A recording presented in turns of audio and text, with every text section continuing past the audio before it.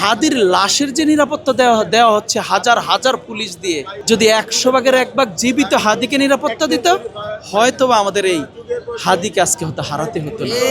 আমরা আজকে শুধু হাদির জানাজা আসিনি, আমরা এসেছি ভারতের আধিপত্যের বিরুদ্ধে এক কণ্ঠস্বর, বাংলাদেশের গণতন্ত্র সমুন্নত রাখার এক কণ্ঠস্বর, এক মহাযোদ্ধা হাদির জানাজা এসেছি।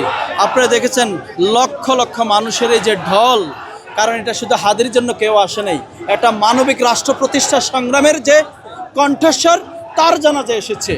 আজকে হাদির মৃত্যুতে আমরা আল্লাহর কাছে মার্জনা করি, আল্লাহ যেন সকল ভুল ত্রুটিকে উপেক্ষা করে মার্জনা করে যেন আল্লাহ শহীদি মর্যাদা দেয় এই বীরকে, এটাই আল্লাহর কাছে আমাদের ফরিয়াদ। আজকে দেখেন হাদির এই মৃত্যুকে স্মরণ করিয়ে দেয় আগামী দিনে যারা আমরা গণ অভ্যুত্থানের সম্মুখে সারি যোদ্ধা ছিলাম, আমরা কেউই হয়তো রেহাই পাবো না। কিন্তু একটি প্রশ্ন, একটি কথা স্মরণ করিয়ে দিতে চাই ওই জারজদের, যারা আমাদের মধ্যে বসে ঘাপটি মেরে আছে, ওই কুলাঙ্গাদের স্মরণ করিয়ে দিতে চাই।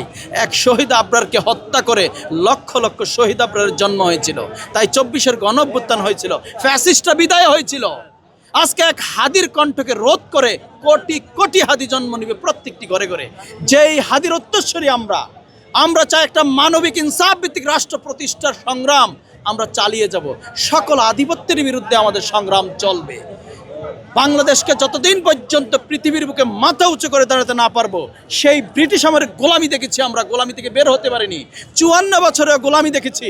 এই তরুণ প্রজন্ম গোলামি থেকে বের হতে চায়, একটা মর্যাদাপূর্ণ রাষ্ট্র প্রতিষ্ঠা করতে চায়। আজকে দেখেন হাদির লাশের যে নিরাপত্তা দেওয়া হচ্ছে হাজার হাজার পুলিশ দিয়ে, যদি 100 ভাগের 1 ভাগ জীবিত হাদিকে নিরাপত্তা দিত, হয়তো আমাদের এই হাদিকে আজকে হয়তো হারাতে হতো না। আজকে তার সন্তান কি জানে তার বাবা শেষ এতিম হয়ে গেছে?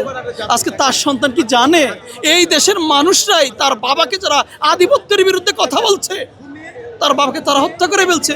সেই সন্তান কি জানে একদিন বড় হয়ে হয়তো জানবো এই দেশের মানুষই তাকে হত্যা করে ফেলেছে, শুধু দেশের জন্য কথা বলার জন্য, দেশ মাতৃকার জন্য কথা বলার জন্য, অন্য কিছুর জন্য নয়।